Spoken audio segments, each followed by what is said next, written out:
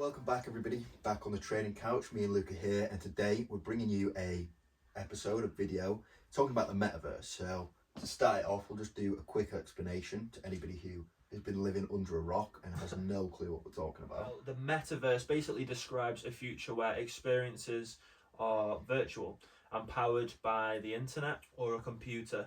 Now, we already have some of these experiences currently through using virtual reality, like your virtual reality headsets, the softwares that they use, or online gaming. While the metaverse is already being anticipated by millions of video gamers around the world, others are actually concerned about this adoption and asking questions about it.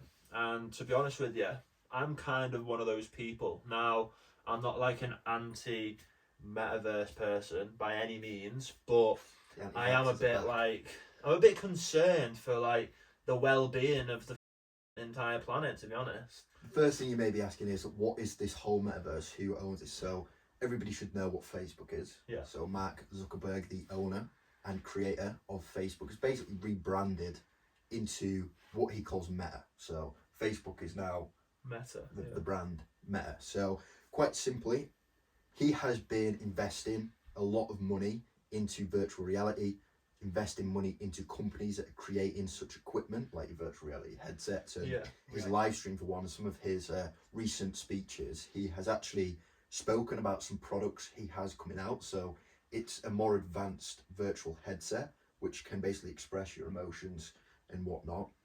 He's also trying to bring out glasses. Yeah, right. Well, he's actually already brought out those Ray-Bans that have like the cameras on and stuff like that, hasn't he? So I think the whole rebranding is because he's probably had these ideas in the work. Yeah. And then wants to create the hype around virtual reality so that when his products come out, he'll get more sales, quite simply. Oh, 100%. If this metaverse is a thing and he sells virtual reality headsets, it's huge. It's basically going to be a huge way of him making even more coin, basically. Yeah.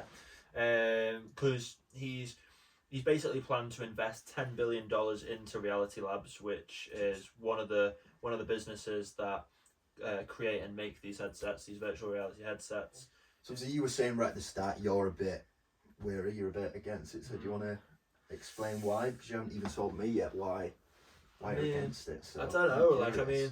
So look, obviously we will go to Manchester Airport, we'll go to Gatwick, and we will get on a flight and we will go to Dubai and have a lovely holiday.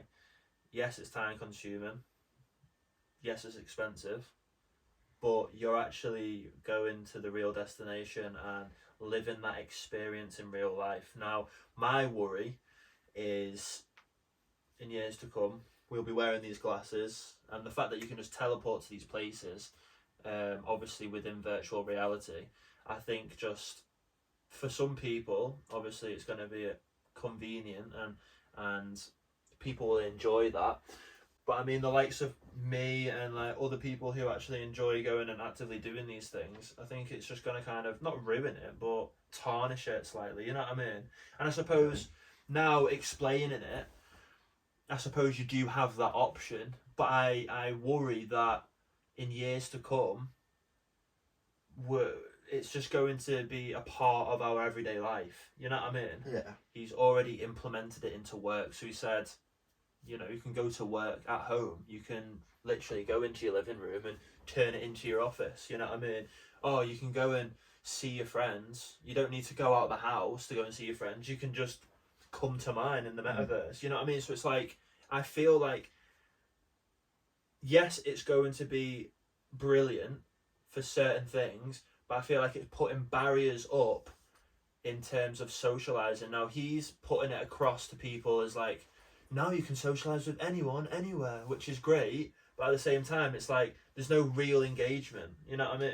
Your point being is that it's going to be very unhealthy for people to do everything they could have done in life, sitting in one position and not moving. Is that your point? It's unhealthy and it's bad for things. But well, I mean, like, you know, people say like, oh, I socialise all the time because I message my friends. Oh, I socialise all the time because I speak to them on FaceTime. This is going to be completely different because you are going to be in a world where you are sat with them doing things with them. So I know, but you're not physically with them. Yeah, no, do you not think that's like a bit weird to you? No. I think that's so messed up. how you hold that responsibility, as you said, like yeah. it is on each individual person, as you said, to decide, okay, no, I am going to go on this holiday because the real thing holds so much more value than the virtual thing. Like, I know, but have you seen what else they're bringing out? There's like these little boxes, right? And you basically, I think you attach them onto. I don't know if you attach it all over your body or if you just attach them in certain places. But like you can actually feel things. So if I slapped you in virtual reality, you can actually be able to feel it. Do you know what I mean? And I'm like, this is what I'm saying. Like it's just grown so much so quickly, and they're doing so many new things so quickly that it's gonna be. I don't know. I just feel like it's I think for humanity, advancing technology is everything. 100%. Yeah. I think like it's great that he's taken a step to. I was like, imagine if you are a professional golfer, professional darts player, anything, you could just sit at home and practice in virtual reality constantly.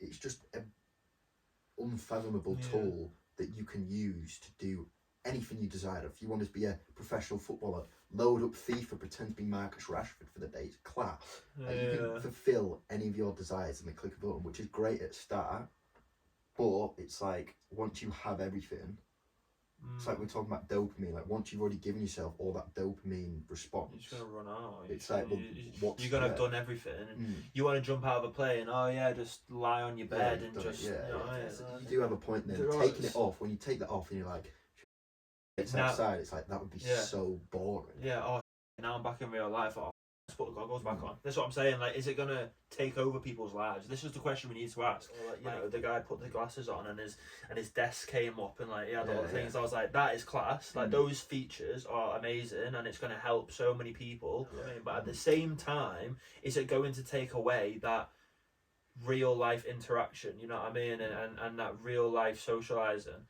Because there would be no need to go and see your mates. There'd be no need for me to go and travel back home to see my friends and family because I can just put my goggles on and see them that way. It's all how you implement it. As I said, for anybody who's a professional or wanting to be good at something, you can sit in that world and practice it.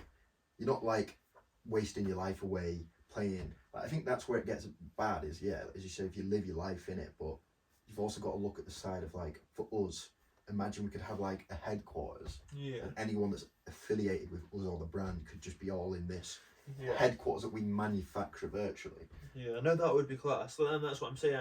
I'm saying this. Well, that's it. I think there's good and bads with anything, isn't there? The second you can integrate it with your brain, so like right now you have to manually put something on your face. Put something on, like use remotes to control.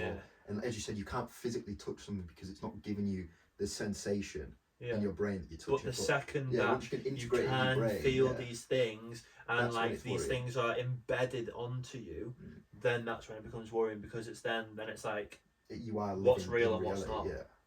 That's the border. We're not at that border, and I don't think. Mate, I feel like that border's gonna be here sooner than we think. Technology is the future, isn't it? Obviously, you know.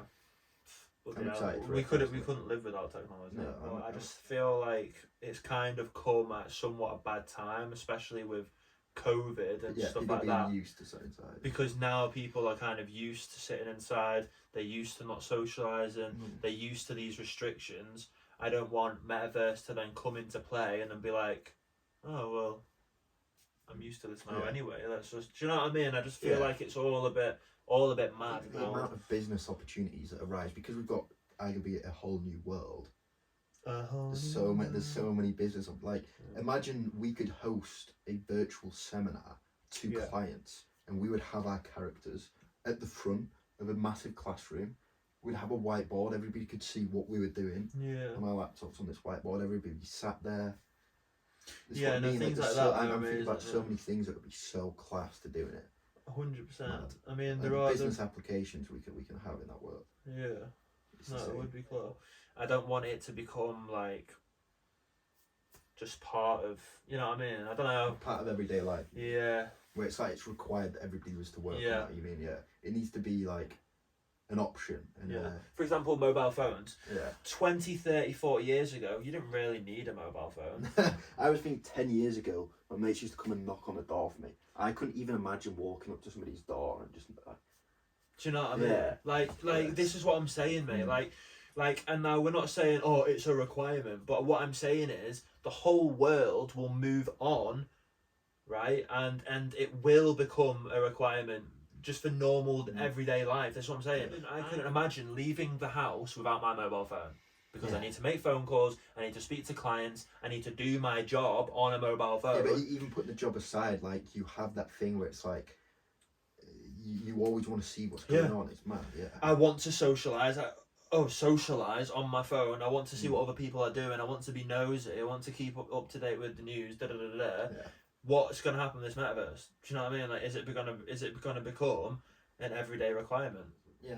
Anyway, to conclude, I'm extremely excited, not just for the metaverse, but what it entails in terms of technological advancements, and as am I. I mean, I'm just a bit skeptical. You know what I mean? Let us know what you guys think. This is going to be a massively open topic to give your opinions on. So if you're excited, if you're skeptical, put it in the comments and we want to find out. Yeah, 100%.